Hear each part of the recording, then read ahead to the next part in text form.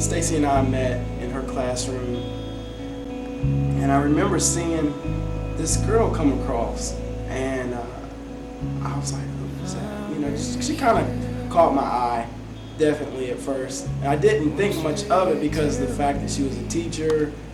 I thought she was probably in her 30s, 35. So I didn't want to really talk to her because, for one, I figured she was too old. She probably was taken. I tried for the life of me to get his attention. It didn't work, and so I would go to my friend Sarah, and I didn't, and I'd say, Sarah, he's really cute, and I don't know.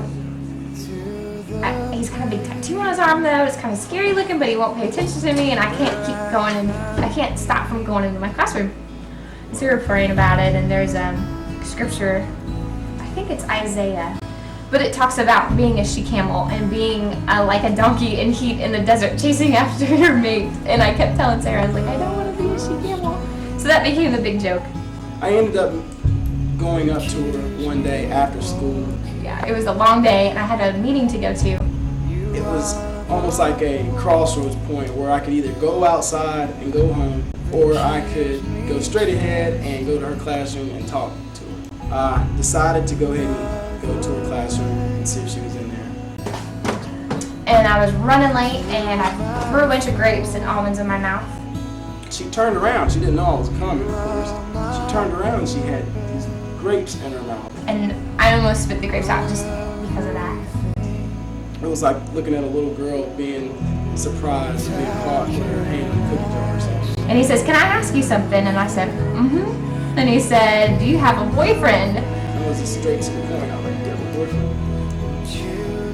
She was just like, that's what you did the whole time. Finally, I was like, I just wanted to see if I could get your email address or whatever. And she was like, 'Cause you're all I want, you're all I need, you're everything, everything. You're all I want, you're all I need, you're everything, everything. You're all I want, you're all I need.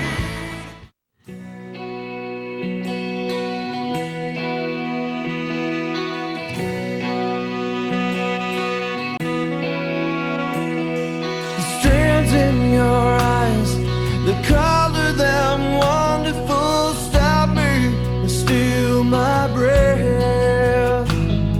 And emeralds from mountains and thrusts towards the sky, never revealing their depth. And tell me that we belong together, dress it out with the trappings. You always have it planned out, like you know what you're going to do, and you know, you just picture it in your head as being this awesome event, and it was, but it didn't go as planned. Anyway, so he came to my house and he picked me up and he said, well, I'll take you back to school. So he comes and he drives in my car and he drives me back to school, and he says, well, I'm coming in with you. And I said, why? And he said, well, check my email. And I remember thinking, okay, now what am I supposed to do now? And the heat just hit me from my classroom. Immediately, I was like, okay, let's just leave. She came back and she was ready to go so quick I didn't have time to even think about it. And I'm like, well, wait a minute, let's just sit here for a second and go check your email or something. He's trying to buy time. We're getting ready to leave and he's like, no, he's blocking the door. He says, no, I want to check my email. And I said, no, let's go. And finally, she just gets mad. She's like, let's go. And I'm like, this is not working out the way it's supposed to. We're going to end up getting mad at each other. Let's just go.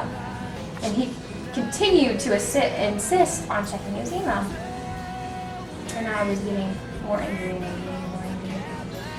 And so then he's smiling, and I'm like, why are you smiling? I want to leave. She turns around, heading down the hallway, and I'm like, come here, come here. So she comes back, and I get on my knees, and she's like, her eyes, her mouth, everything just froze.